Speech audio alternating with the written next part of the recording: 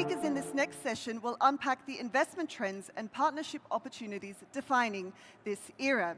We have an incredible lineup of speakers for this last session. Please welcome Wael AlFayez, Chief Commercial Officer at Saudi Pro League, Maram Butairi, owner and CEO at Eastern Flames FC, Amir Tawfik, Chief Commercial Officer at Ahli FC, and I believe Ben Harburg, Chairman of Harbourg Group, will be joining us also sometime during this panel. And the moderator is Zubair Timol, Partner and Global Vice President at Meltwater. Many thanks and round of applause to our guests.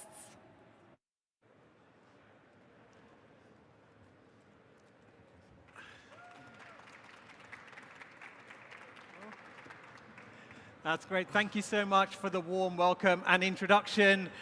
Like with most things, we're waiting for a super sub, so I think Ben's going to join us when we're 45 minutes into this panel. But for now, we have our three esteemed colleagues and also industry influencers with us here. And one of the things that's really fascinating is that we meet here in Riyadh as Saudi is really at the forefront of developing the sport, generating huge amounts of commercial and media interest, and we have three profiles here that are at the apex of that. So what I thought is a good place to start is to ask you each one question, 1 minute each, which is, based on your position, what do you see as the current commercial or innovation opportunity across the Gulf? And we'll start with you, Amir, and then work our way down. Okay, so I think it's not just a single opportunity or some commercial innovation. There we are, the super subs here, Ben, welcome. Right. I believe not just a certain innovation or opportunity. The good thing in Saudi that, especially in Saudi, that all the stakeholders and all the entities, they want the sports sector to develop, football sector to develop, to go more.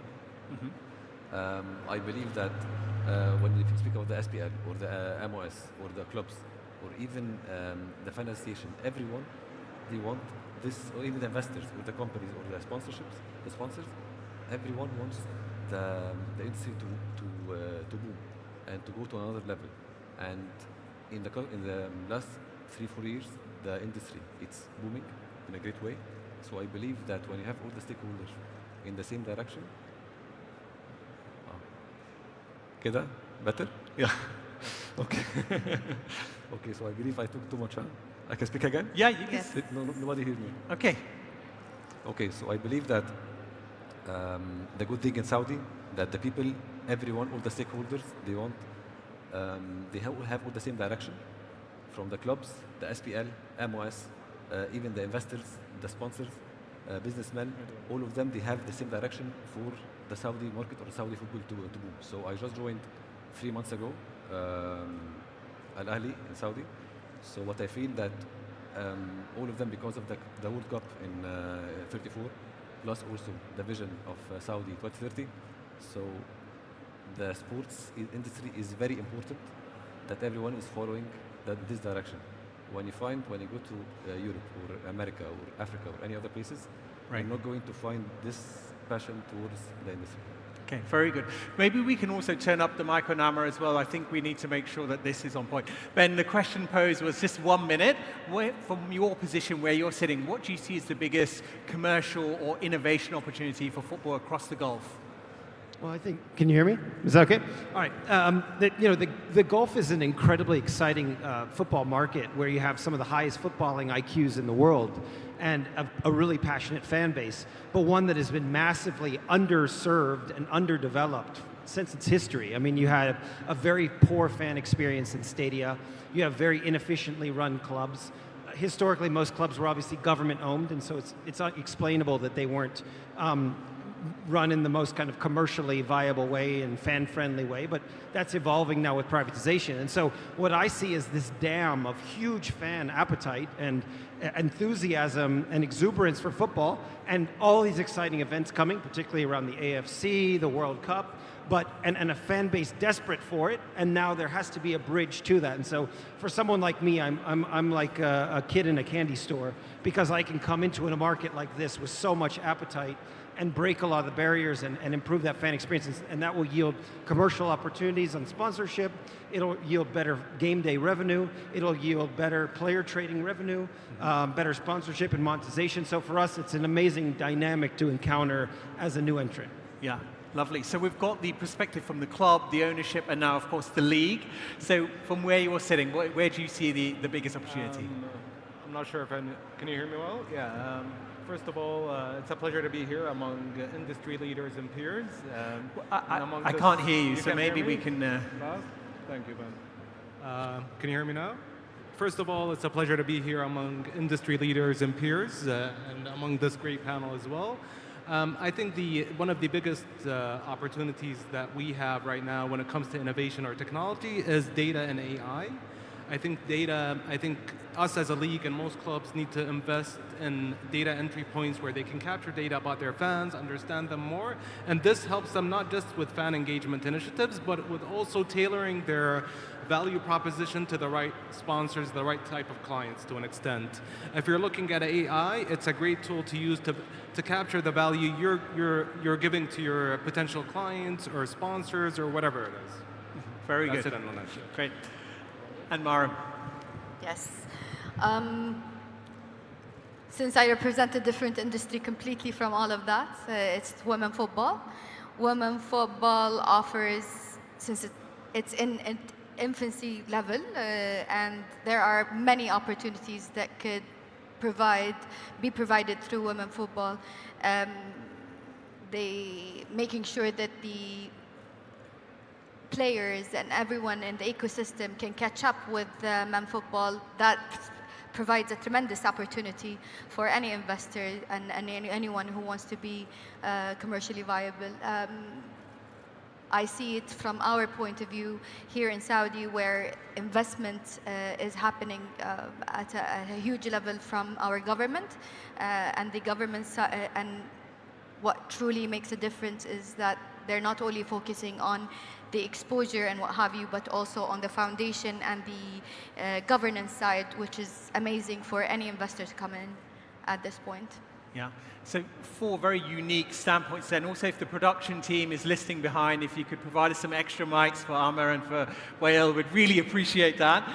So fascinating different tangents that we can go on. So maybe I could spin it back to you, Wael. Right? I was doing some really interesting analysis on the SPL, and one of the things I found was fascinating was based on social media coverage, engagement, the SPL now tops Serie A and Ligue 1, which when you think about it, in the space of the last 24 to 36 months, that's transformative, right? So it's so easy to look at the star player, the Ronaldo, but not look at the infrastructure being created. So what does that mean to you in terms of the potential of this league? You can. You're spot on. Our media numbers are growing tremendously. They've surpassed some of the top leagues in the world. From a commercial perspective, if you allow me, this gives us a bigger opportunity to tailor our products to international audiences where they can be part of that global reach, the reach that's surpassing other leagues, as you mentioned. From a content perspective, we have a great team that's doing an amazing job on building on these global stars that we have. Our teams are performing amazingly, not just in Asia and MENA, but on a global scale as well. You had the Club World Cup where we had Al-Hilal did a great job. We have Ahli, they won the AFC Champions League Elite. So and we have Al-Khulud that's in the top 4 in the Kings Cup, which is an outstanding thing as well. Very Ben, your thoughts on that? Well, I think the beauty of this league is it's kind of got a late mover advantage that it can leverage. A lot of the incumbent leagues that you mentioned in Europe suffer from a lot of inherited legacy relationships, be it with the OTTs, be it with the way data and content is protected by European laws, by existing commercial relationships that inhibit their ability to be creative and embrace the next generation of technologies, especially for this digital native environment. The folks at the SPL are doing a phenomenal job, led by Omar, MJ, others, of reaching out to consumers in their kind of in their perfect zone. And the beauty of Saudi Arabia is it is the most voracious consumer of social media in the world. Saudi spent more time online on TikTok and Snap and YouTube than anywhere else on the planet. And so that feeds this environment perfectly. And you have one of the youngest populations here in Saudi Arabia. So you have this great confluence of emerging consumers who are digital natives And so we have the luxury, or Omar has the luxury, to build this league in a way that is perfectly tailored for that Gen Z emerging digital native consumer. And that gives us a huge head start over, unfortunately, my other league with my friend Javier in Spain, where if I want to make a documentary about my club in Cadiz, I can't even get the footage for it because it's so wrapped up in legalities around old OTT relationships and historic kind of legal issues. And so that is a huge late mover advantage for our league to grow in tandem with and embrace new technologies from day one rather than being kind of a victim of disruption. Yeah, and to that point, when we talk about foreign investment entering the game here in Saudi Arabia, how important is it for you, for regulators, for the league, Wales and the like, to be innovative, to open doors, right, to co-create with you, as opposed to it being a linear interaction? Again, I mean, my interaction with the league, with the Ministry of Sport, with the Saudi Football Federation is that they are so hungry to evolve. And again, there's a generation of new, young, we're all around the same age actually, of huge fans of sport and of course of football. And everyone feels like they're in lockstep. The beauty of the Crown Prince and his anointment in 2017 was, and then of course the 2030 vision was that we're all working towards the same goal and everyone is young and hungry to do that. And so when I kind of suggest ideas for disruption, these ideas generally, at least for lip service, but I think also from action, are being welcomed. And so we have this ability to create a new future together. Mm-hmm. And it's just so lovely because, again, in other leagues that I inherited in Europe, there's so much legacy pressure and kind of legacy infrastructure and legacy expectations that we cannot overcome to evolve and innovate. And here we have the ability to kind of wipe the slate clean and rethink how we build national talent development, how we build national sports and kind of the multi-club space, how we develop and privatize what was historically a fully government-owned ecosystem. And so all of that, I feel we're all in lockstep, and it's been a phenomenally productive and constructive journey working along with these partners. And in a very short time, you're seeing the revolution that's happening. I mean, and expect that to just accelerate over the coming years. Yeah, and we've seen that in the stats. So once again, like Wael, I'm sure you'll be happy to hear that the valuations for the SPL in itself has surpassed over €1 billion. So it's heading in the right direction. But you mentioned a word there, Ben, around future. And I know, Wael, I've looked at many of your interviews, you often talk about innovation as well, and I think, Maram, you're perfectly positioned to answer this question, which is, there's so much interest around men's football. How competitive is it for you when you go out into the marketplace to seek commercial partners? Is it challenging? Is it easier? Talk us through what that process looks like. Well, it depends. When are you talking to me? When are you asking me that question? If you asked me that question 2 years ago, I would tell you it was very challenging because people don't understand women's football. But most recently, now we have many people who are interested in acquiring our club or being partner or having an alliance.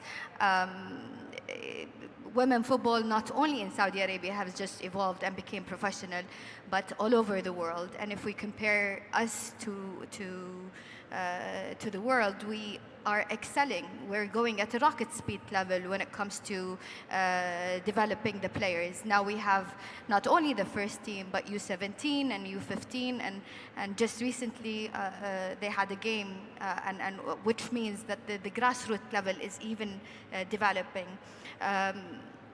Do we have interest as Eastern Flames, our football club, because we're the only women football club that is competing at the highest level here in the Premier League? Of course. Do they understand the value? To a certain extent, yes, and how to evaluate it.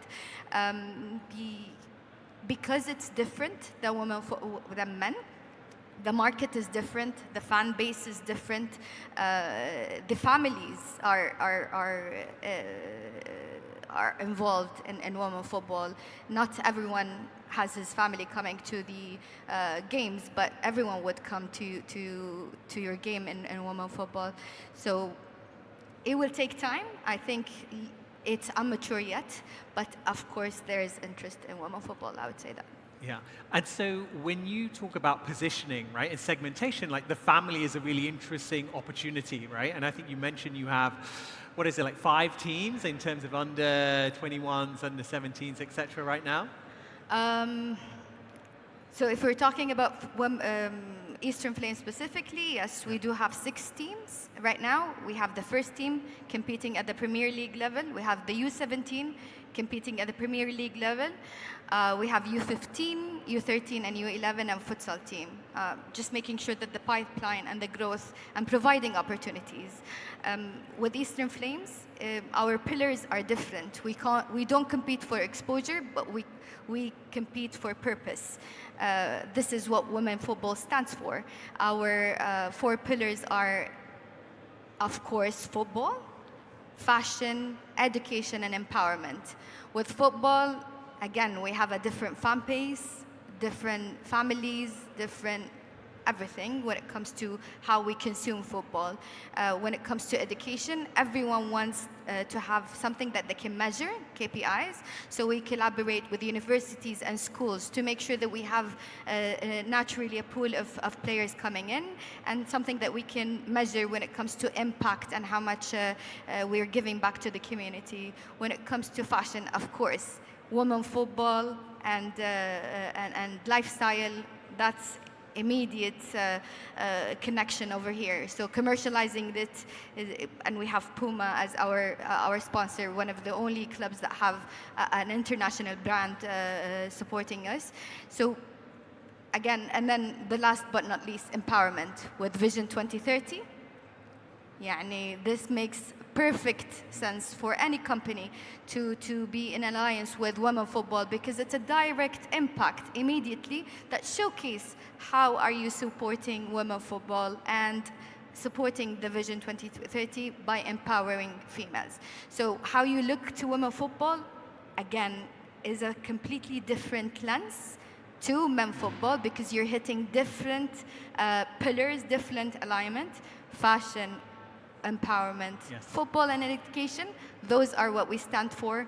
And for you, this is how we handle women football in Eastern Flames. Yeah, a great insight there, and also tremendous work because you're creating a future legacy for generations too. And also quite apt for the panel, we have football, fashion, Ben there with the brown jacket, then of course education with your transfer into the SPL. So Amir, with you, maybe I can ask you, so much is centered around the star player, right? And we've had Firmino in the past with your team. We've got Mahrez currently as well. If you read a lot of the press, who knows? Maybe there's someone else joining in the future from a certain club in the UK. So how do you move away from the star player model for monetization and look at other non-match day streams of commercial revenue? Maybe he'll need there are different aspects, but these players are so important to us in how to use them and how to monetize them. So when you have players like Mahrez or Kisse or Mendy in Africa, in Europe you have Ivan Toney, Atangana, Enzo Mayo, Demiral, and Dams. In Brazil we have Ibanez, Galeno, and Gonzalez. So you're trying to make an approach to different regions, especially on the digital aspect. So on social media, we have to find many ways to speak in different languages, not just Arabic. So one of our main objectives, to communicate in Arabic, in English, in French, in Portuguese, in Turkish. We had just renewed the contract with Demiral, our defender, 1 week ago. We had a huge campaign in Turkey with Turkish influencers, journalists. We had the campaign in Turkish and Arabic. So it helped us a lot to reach this level. And in terms of merchandising also, in the next period we're having a huge also plan for merchandising expansion. The normal merchandising for football teams, plus the lifestyle area with international co-branded products that also we can use the players' image rights, which we own already. So it helps us a lot to use these elements. From other side also, we're expanding our commercial academies in Saudi, in the region, and also in different other regions. We're trying to play international friendly games with different teams in Europe, South America, and Asia, because as you know, Al Ahli till now is the only team, only Saudi team that is already guaranteed to play in the Club World Cup 29. So one of our main aims that in Saudi we need to be pioneers in the commercial aspect as a club, and then expand to the region, and then I hope expand to the international level. Yeah, so it's very tiered based on geography, Yeah, so on and so yeah, forth as well. yeah. And so what have you found to be the difference coming from the Egyptian League into the SPL? Absolutely. From a commercial perspective, what have you found some of the main differences between the different leagues? I came from a big club, Al Ahli in Egypt. It's a big club, it's well known globally. But the SPL in Saudi is more advanced than the Egyptian League in the commercial aspect. It's the SPL, to be honest, they're doing a great job commercially and of course in the sporting side also. So I hope that one day that Egypt, our league, can reach the same level. Very good. So Ben, just spinning back to you, like I remember we were sat in CAFT roughly this time last year on a panel, and you were talking about entering the market and so on and so forth. Like, what has it been for you, like from a process perspective, to enter the Saudi market, to acquire the license, become the first foreigner to do so? And what's your advice for anyone consuming this content that has ambition to be part of the SPL? Our process was atypical in most of global sport, which is we went through a privatization. And so we went from a government ownership to private ownership. Most clubs that people are acquiring in Europe are a private owner to a private owner, or some kind of a fan collective being restructured legally into something that can be owned by an individual or a corporation. So it was an atypical process, but it was a really exciting one because, again, it's novel for this ecosystem. It's not one that had precedent. We're the first private owners of a club here in Saudi Arabia, and it was part private equity but part startup. Usually when you buy a club in Europe, you think of it from more of a kind of a turnover perspective, or turnaround, where you think you can cut costs, improve operations, make some adjustments around the edges in infrastructure. For us, this was more of a startup, and it was kind of a scary experience because it was a startup that, a couple of weeks after we took over the club, we're playing against Ronaldo in Riyadh, away. And so it was really being thrown into the fire very early on. And so we had to work 24 hours a day to get the team up to speed, to get the finances figured out, to get the personnel in place to ensure that we would be able to compete on the day that we arrived in Al Amwal Park. And so from that perspective, I think we were able to kind of maybe smooth the path, and in the future there will be other privatizations, I think a whole raft of them, and hopefully they learn a lot from our experience. But overall, it's been incredibly exhilarating and massively exciting. One that's scary, because coming into Saudi Arabia, to your question, you're competing against, 4 monsters, including my friend to the left. You're now going to be competing against 8, or let's say 4 new monsters, including our friends from Al Ula, Daria, Neom, some of these new, clubs that can spend infinite amounts of money, say nothing of Qadisiyah. And then there's, an existing landscape of other very well-run clubs in Fateh, Taun, Khalij. And so it's a new entrant. It's a very scary league. And again, one that I personally think is already amongst the top 5 best in the world. Very high competitive dynamic. Some of the best players from across the world are sitting here, even in smaller clubs that most global fans have not heard of. And so for me, it's the ability to compete at the highest levels of sport, but do so in almost a startup environment where we could reshape the brand, the infrastructure, the club, the way we do business, and try to bring global best practices to a club that historically had been more of a regional, lower tier club. Yeah, and so when you think about that through the context of your other clubs as well, how much knowledge share is happening across your different clubs within your portfolio? A lot. So we're endeavoring to build what would be kind of the first ever Saudi-based global multi-club group. So a group where the Saudi Arabian club is the crown jewel sitting at the middle, and then we build tentacles around the world of adjacent subjugated clubs that fit well from a strategic perspective into our Saudi club. So the European clubs around us would be used for player development, for creating economies of scale, be it at a scouting level, sporting direction, commercial, merchandising, social media, but using the Saudi club at its core, because already today, Saudi Arabia is the third highest spending market in the world in terms of expenditures, if you include infrastructure and salaries. So this is not some backwater league. This is not a league that's, Slovenian or Czech or whatever. I mean, this should be and take its place amongst one of the most powerful leagues in the world. And so we are working to create synergies across our group. And so, for instance, today we have a very modest academy, I'd say, at Al Khaloud. So we're working to collaborate with our academy in Cadiz to send players and develop them there.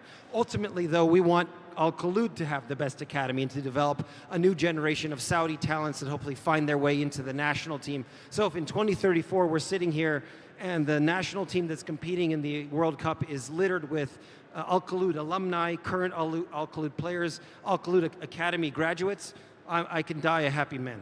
Yeah, I really like that approach, right? That this is the crown jewel. So, Wael, just asking you a question on that. When we looked at some data and analytics, what we found was the SPL ranks most popular amongst the younger generation outside of Saudi Arabia, right? So often people talk about in-market demographics, but it's amazing for me when I've traveled to Singapore, I see kids with Al Nassr tops, New York City, Al Hilal, my nephew, he supports Man United, but I'm pretty sure his second best team is Al Hilal after that. So it's fascinating. You speak to taxi drivers in Hong Kong and they're interested in the SPL. So we've had tremendous growth. First of all, what does it mean to you when you hear stories of people interacting with clubs globally? And secondly, how have you approached the commercial success of the league?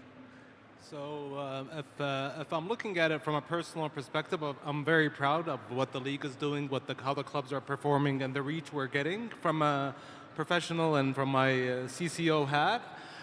It gives us the opportunity to actually experiment with international broadcasting to an extent. Like our CEO said earlier, we're one of the first leagues, if not the first, to work with a content creator in France. The results have been outstanding. In certain markets, we're using our own YouTube channels to actually broadcast games, and the results have been great. We've been trying to ensure that the league is accessible to most of the demographics that watch it outside the league, and we know media consumption habits are changing across. The younger generations are more on social media, streaming services, and the sort. Yeah. Yes. And so I think currently SPL is broadcasted over 200 leagues, 200 different countries across the world.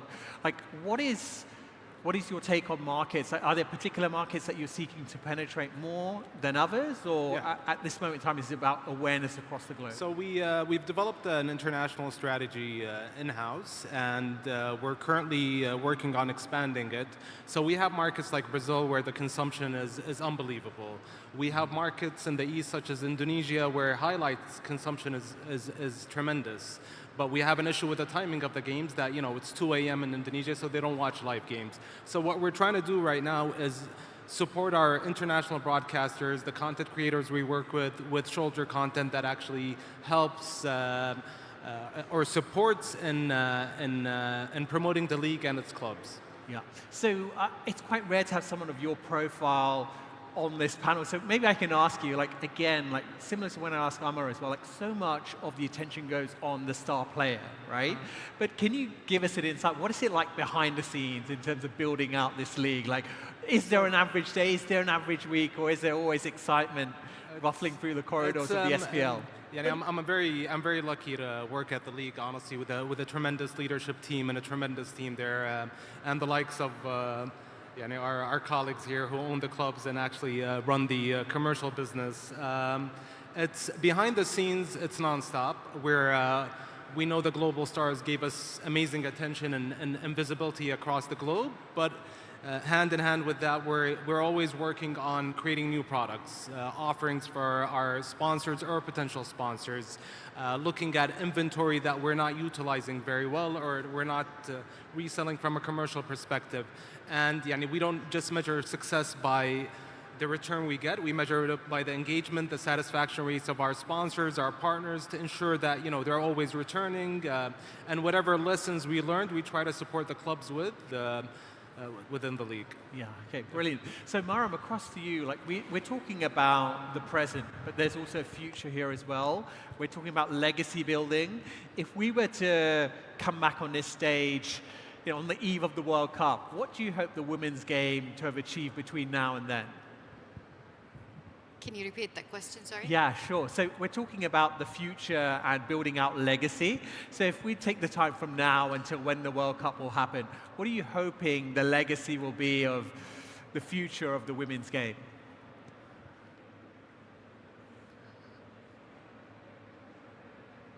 It would be, if I'm thinking 10 years from now, hopefully we will have the World Cup of the women, the Women World Cup here in Saudi Arabia, similar to the men.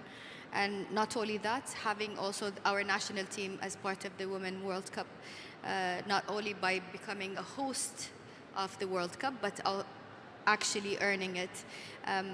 What I'm seeing right now, and with the technologies that we are implementing, and if we utilize that on women football from an early stage, we will be able to accelerate the development of our females here in Saudi, which will allow us to compete at the national level, inshallah. With Hamburg here saying that we will have international for men, hopefully that also cascade to female football, and not only that his group, but also other groups who are interested in investing in football here in Saudi, and both women and women and men.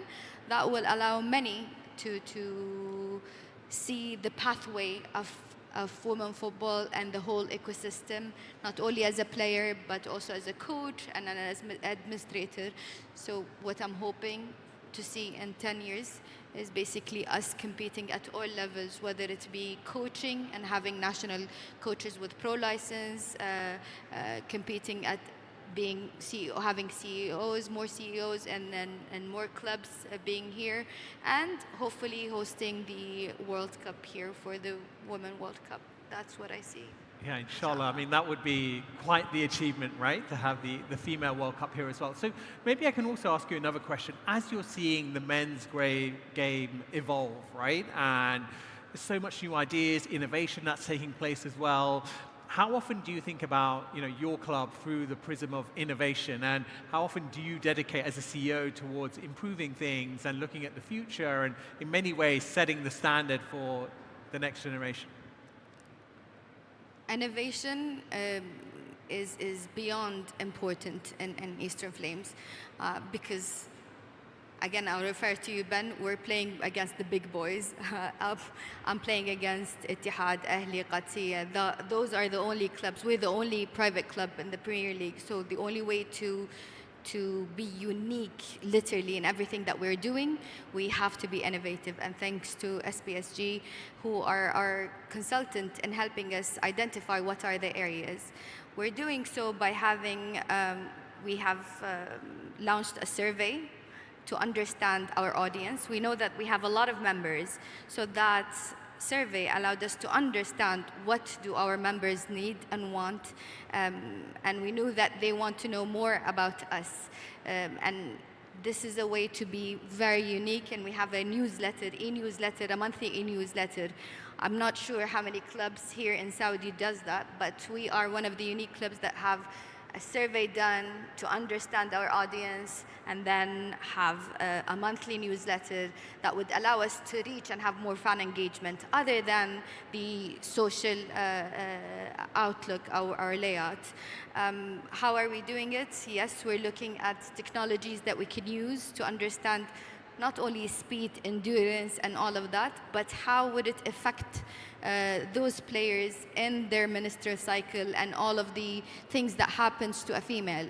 Again, women football is similar but different from men football. For us, those data is very important to make sure that we don't have players with more injuries. When is she susceptible to injuries? When is she not? When she can give me the best out of everything. So innovation all over the place with women football. It's untapped market here in Saudi with the boom that is happening. A lot could be done. Are we at where I want to be as a CEO? Of course not. A lot could be improved with more resources, more collaboration and alliances. But I see us as going at the right direction. At least we're taking those small steps that sustainably, at least at our level, make us sustainable to reach to the highest level and for 4 years compete at the Premier League. And I think it is an opportunity for us to grow, to have more technologies that are in place for specifically for females to understand how can she come back after being pregnant and what have you. So to answer your questions, yes, we have innovation implemented in the DNA of Eastern Flames. Are we at the maximum level? Not yet, but there is a lot of room to grow. Yeah. So speaking of innovation and maybe just tapping into your insights, Ben, as a multi-club owner, like when we look at streaming and we look at the likes of some sports moving on to Netflix, etc. as well, we look at the demographic that skews young, like the highest penetration in terms of YouTube, Snapchat, etc. as well. Where does the future of broadcast lie for the SPL in your personal opinion?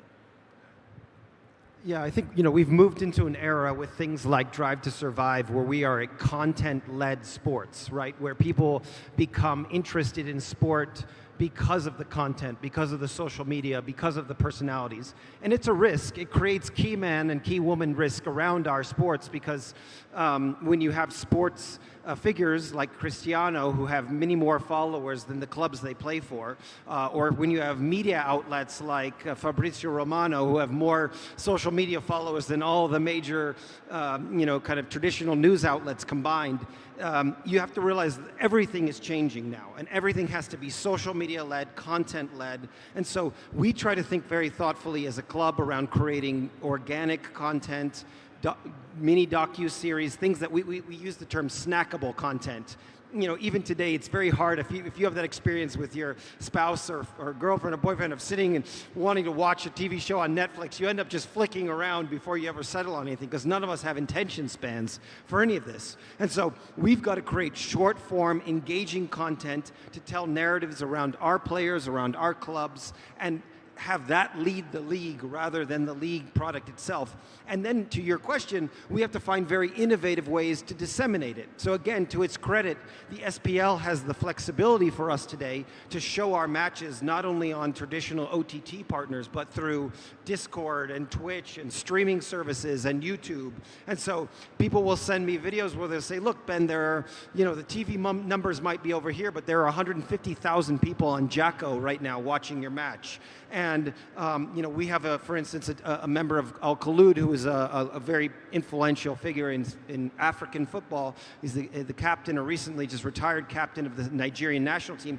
He has a huge social media following in Nigeria, which is a target market of our league. And so he's showing our games through his YouTube channel, again, to the credit of the SPL, who asked us to do that. So that's, again, the beauty of this flexible, nascent, emerging, startup kind of league environment, even though it's a very established league and footballing ecosystem, that we can embrace these new technologies and not be so rigid and stodgy and say, no, these are all blacked out. You use this one channel that no one can find on TV. We need to embrace the streamers. We need to get matches shown on every possible avenue possible, because that's how we're ultimately going to create audience. And then you make your money on sponsorships, commercialization, merchandise, player sales, whatever it is. But we need to start by making sure we are evangelists for this league and that everyone around the world knows about this league first. Then we can monetize them later. Yeah. Well, speaking of monetization, Amir, you're competing with, the other top 4 clubs, right? And some would say that's a real privileged position. But from another side, from your role, it's a competitive environment as well. So how are you approaching that in terms of distinguishing your club from some of the others? Okay, this is a tricky question, so my answer will be very short in this. Al-Hilal, Ittihad al-Nasr, they're big teams. With Al-Ahli, we have some plans. We believe that we have some points that is unique for Al-Ahli, especially our fan base, and we have some business cases and success stories that happened before, that how our fans have too much passion that they follow Al Ahli. How in any project we have, they are following it, even financially. So, like before, I think 2 years ago, Al Ahli had a prepaid card with one of the biggest banks in Saudi, and with an organic marketing. Things were not so well advanced in the communication. Al Ahli sold 200,000 prepaid cards with our fans, co-branded cards. So, and some other aspects also on social media and how the fans they react to Al Ahli, how to the reach that we have on social media is massive. So at the same time also our the southern part of Saudi and also the west and south, it's Al Ahli fans are crazy about Al Ahli. So we believe that we have some points that we can tackle, especially in the social media, in the social programs that we have for Al Ahli, not just the football, and also our revenue streams that we're trying to do now with our super app, with our merchandising, with our products. I believe that it's going to be unique in the Saudi market. And at the end, I believe that when Al Ahli and other clubs, they compete in a higher level, it will benefit the SPL at the end, and all of us will be at the same level. Yeah, and so when you've entered the club now and you're looking at structuring the commercial partnerships, are there any particular areas that you feel have great potential? I feel everything. I feel especially the merchandising. I believe in the next period, Al Ahli is going to have a proper merchandising range that is going to be a total elevation to the Saudi market. Yeah. Okay. Well, luckily we have a fashion expert on the panel, so I'm sure you can exchange some tips. So just to wrap things up, it's been a really fascinating conversation across the board. Just in 1 minute here, Wael, I'll come across to you, start, and then we can go 1 minute each. Often we talk about building teams from a football perspective on the pitch, but the team off the pitch, commercially, business-wise, in my opinion, is just as important. And we've heard several members of your team being mentioned in today's panel, Amir being one of them, and so on and so forth. Like, in your opinion, what's the key towards building a world-class commercial team that can also deliver results? And then we'll... Thank you for the question. I don't think there's a correct answer to that, but I think passion and ambition play a big role. Everybody has to be passionate about joining the team, working day and night to ensure that we get, maximize the commercial value of the league and the clubs as well, and getting the right people on board. As long as they're passionate about it and willing to put in the hours and, be innovative to an extent, I think the sky's the limit. And obviously having, a leadership team that's supportive and, embracing each other in that. That's great. Maram, same question for you. What's your tips on building a world-class team off the pitch? First, I would say that if you focus on having a system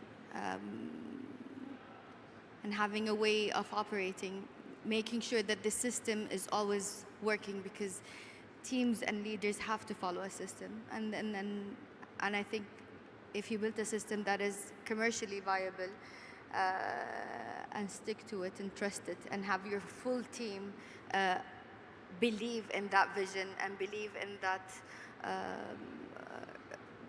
how it works, this would be the best way to have it commercially viable. So have a good system that works and have your full team follow it. That's it. Sure. Yeah, the problem with commercialization around sports, particularly as it pertains to things like sponsorship, is it's been so broken for so long.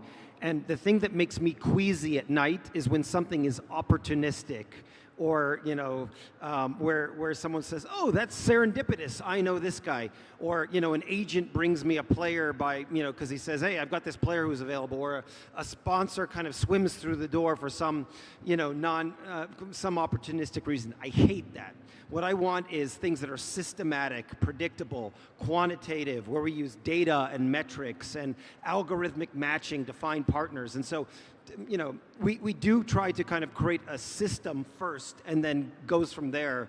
But in every aspect of our business, be it the data science we're incorporating into our clubs to find players, be it the way we build our commercial partnerships, we're trying to find ways to ensure that it's highly systematic and technology driven and something that can be repeated over and over again, rather than this kind of like, I know a guy and he's kind of interested in putting his name on your jersey. We need to also break the mold, which has existed in all leagues, again, not just the SPL, of really showing the quantitative value of the outputs that we're building for our commercial partners so that they see the impact, the brand value creation around that partnership. So we need to overhaul everything we do about commercialization, and it starts with having a great product, image, vibe, whatever, but then building a team of people. And so we are acquisitive right now, and we're hunting people, and we've added already 3 new people to our commercial team just in the last 2 weeks.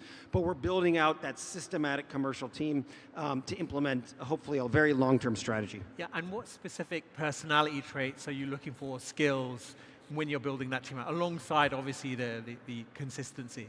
Well, we're poaching from who we think are the best, first off. So we're going to the clubs, and some of my fellow clubs might not like me, but we've poached people from some of the best. We've poached people that are, again, digital natives and understand this next generation of consumers. We're poaching people that are hustlers and willing to work 24 hours a day. And not everyone is suited for that kind of job, but for us to survive and thrive, we have no other option. We're poaching people that, or hiring people that have done this at the highest levels and have existing relationships. And then we have this little United Nations of people. I mean, our club is run by people who are from Saudi Arabia, Vietnam, United States, Japan, UK. So we've got this great international flair and diversity of opinion, and that brings creative ideas to the table. But ultimately, we're looking for talent, expertise, and again, just an unrelentless work ethic. Yeah. Well, speaking of poaching the best, it's kind of apt that we finished with you, Amir, given that your transfer over into a new club, right? So what are you now looking for when building that world-class team? I'm now in the phase of building the team, so I think my colleague said everything. I just add a small point that I think people has to know that the commercial aspect in the sports clubs or the SPL, it's too much different than the corporate. It's much harder. The stress is much higher. They have no weekends. You can play matches on Friday, on Saturday. The sports mindset has to be there.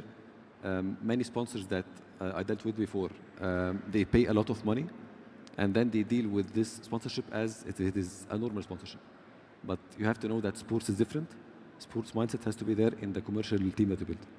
Very good. Well, there you have it. Ladies and gentlemen, a fascinating panel discussion there with, in my opinion, truly 4 pioneers that are shaping the game. So I hope you gained a lot from this as well. Maybe my biggest takeaway is that ultimately it's a combination of data, analytics, ambition, and also people that can come together in a space that is truly put in place to create magic. So I'm excited to see what the future holds for each of you and also for football at large in the kingdom. Thank you so much.